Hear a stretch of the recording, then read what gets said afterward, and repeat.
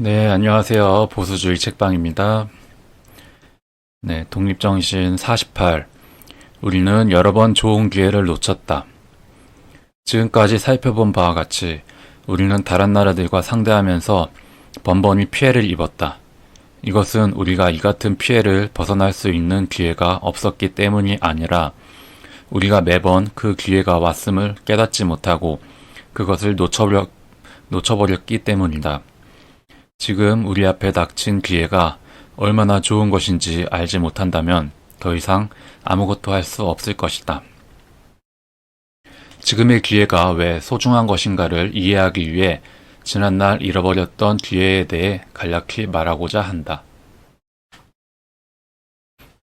첫째, 우리는 청태종이 침범했던 병자년 이후 나라를 바로 세우는 데 실패했다.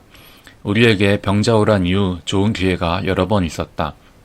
어진 임금과 장수들이 군사력을 길러 북벌을 하여 수치를 씻으려 했다.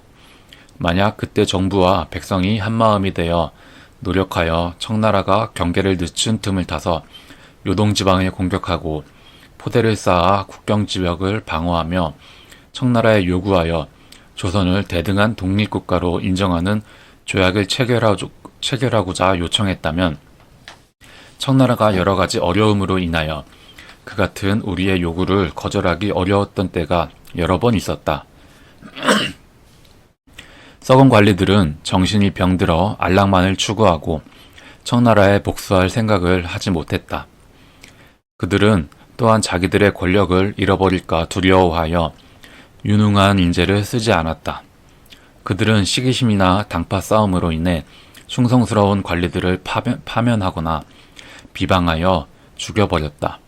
특별히 재주가 뛰어나거나 힘이 센 아이가 태어나면 부모는 두려워하여 죽이거나 침을 놓거나 뜸을 놓아 불구자로 만들기도 했다.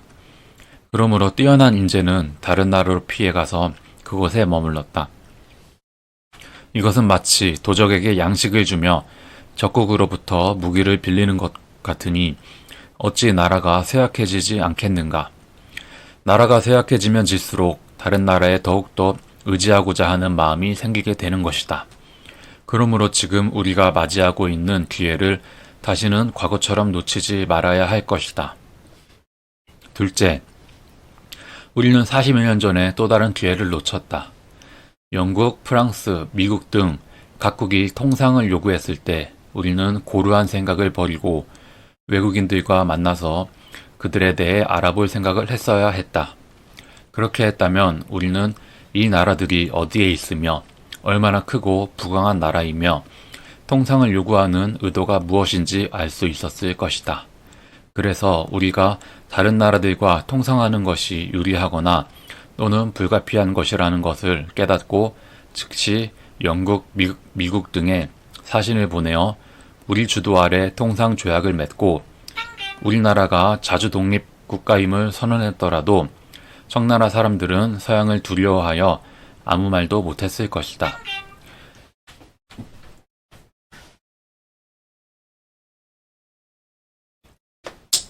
만일 청나라가 군사력으로 우리나라를 위협했더라도 여러 나라들이 이에 맞섰을 것이다. 이것은 우리가 다른 나라에 의존하거나 지원을 요청해서가 아니라 각국이 스스로 정세를 판단하고 우리를 지원하는 것이다. 우리가 이 기회를 놓치지 않았다면 우리는 오늘날 우리가 겪고 있는 환란과 수모를 면했을 뿐 아니라 부강한 나라가 되어서 오히려 청나라와 일본이 우리에게 도움을 요청했을 것이다. 이것이 우리가 놓쳐버린 두 번째 기회였다. 셋째, 우리가 각국과 통상조약을 맺은 뒤에도 우리는 깨닫지 못했던 것이다. 청나라 사람들이 서양을 두려워하는 것을 알게 된 후에는 우리는 청나라에 대한 두려움을 버리고 서양을 두려워했어야 했다. 서양이 얼마나 강한지 알고서 우리도 강한 나라, 부강하고 문명된 나라를 만들기 위해 노력했어야 했다. 그렇게 했다면 백성들은 자유를 누렸을 것이며 나라는 자주 독립을 향유했을 것이고 나라 안에서도 위태로울 것이 없고 나라 밖으로부터 침략당할 위험도 없었을 것이다. 우리는 각국과 우호 관계를 유지하게 되었을 것이며 위험한 적에 대해 충분히 대비할 수 있었을 것이다. 그렇게 되었다면 청일전쟁은 한청전쟁이 되었을 것이며 러일전쟁은 또 한러전쟁이 되었을 것이다. 그렇게 되었다면 다른 나라와 우리의 독립을 보장한다는 말을 할 수 있겠으며 어떻게 다른 나라들 간의 조약에 우리나라의 고문관들을 보내고 우리 황실을 보호하는 조항을 넣을 수 있었을 것인가. 이것이 우리가 놓쳐버린 세 번째 기회였다.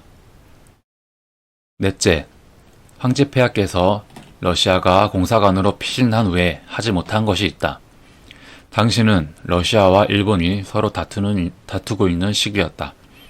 우리는 우리 군대로 황실을 철저히 보호하고 정부와 백성들이 일심 협력하여 국가의 기강을 바로 세우고 유능한 사람들에게 나라 일을 맡기고 탐욕과 포악함을 없애고 법률을 정비하여 모든 사람에게 평등하게 적용하고 나라를 부강하게 만들 대책을 세웠어야 했다.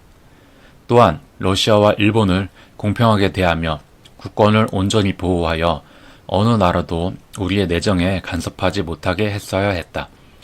그렇게 하였다면 일본과 러시아는 서로 견제하여 우리 내정에 간섭하지 못했을 것이며 영국, 미국 등 각국은 공평한 입장에서 대한제국의 입장을 지지하며 다른 나라들이 잘못된 행동을 하지 못하게 했을 것이다. 특히 영일동맹이 맺은 이후 우리 정부 지도자들은 그 같은 정세를 분명히 파악했어야 했다. 그러나 그들은 올바른 충고를 듣지도 않고 여전히 관직을 사고팔며 충성스러운 선비들을 못살게 굴고 거리낄 거 없이 백성들의 재물이나 탈취했다. 온갖 폐단을 고치지 않고 결국은 나라의 위기를 재촉하여 마침내 이 지경에 이르게 됐다. 이것이 네 번째로 잃어버린 기회였다. 이렇듯 몇 차례 좋은 기회가 있었으므로 몇 사람이라도 합심하여 위험을 무릅쓰고 나라를 쇠퇴하게 하는 근본 원인을 밝혀 대응하기에 어렵지 않았을 것이다. 실로 비분관계, 슬프고 분한 마음을 금할 수 없다. 앞으로 있을 기회는 과거보다 더 어려울 것이나 전혀 없지는 않을 것이니 다시는 그 같은 기회를 놓치지 말아야 할 것이다. 지난 수십 년간 우리 관리들의 이름을 살펴보건대 그들로부터 기대할 것이 없다. 가령 유능한 사람이 권력을 잡는다 해도 백성들의 힘이 뒷받침되지 않으면 그들도 성공하기 어려울 것이다. 지금 우리가 걱정하는 바는 유능한 대신이 없다는 것이 아니라 뿌리가 나무를 위하듯이 나라의 뿌리가 될 만한 백성이 없는 것이다. 우리는 서둘러 마음을 밝혀 문명한 사람이 되어야 하며 애국심을 길러 독립의 기초가 되기 위해 힘써야 할 것이다. 네, 독립정신 48, 우리는 여러 번 좋은 기회를 놓쳤다 읽었습니다. 정말 이승만 대통령께서 감옥에서 처절하게 백성들한테 지금의 그때 이제 나라의 위기를 알리고 정말 문명한 사람이 되기 위해서 이렇게 뼈를 깎는 심정으로 책을 썼다는 게 이렇게 글에서 하나하나 느껴지는 것 같습니다. 네, 감사합니다. 보수주의 책방이었습니다.